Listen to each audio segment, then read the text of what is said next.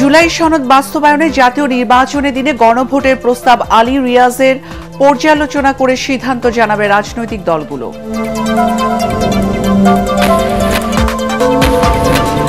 নির্বাচনের মধ্য দিয়ে বাংলাদেশ দ্রুত গণতান্ত্রিক প্রক্রিয়ায় ফিরবে আশা ইউরোপীয় ইউনিয়নের। আন্দোলনের নামে ভোটকে বাধাগ্রস্ত করা ঠিক হবে না বলছে বিএনপি। গুম, খুন ও জুলাই গণহত্যায় সেনাবাহিনী, পুলিশ সহ জড়িত সবাইকে দৃষ্টান্তমূলক শাস্তির দাবি নাহিদ ইসলামের। আজ আবারও সাক্ষ্য দেবেন ট্রাইব্যুনালে।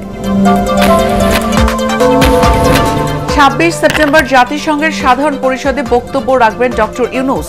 রোহিঙ্গা ইস্যু সহ তুলে ধরা হবে রাষ্ট্র সংস্কার ও নির্বাচনের অগ্রগতি, ব্রিফিংয়ে পররাষ্ট্র উপদেষ্টা।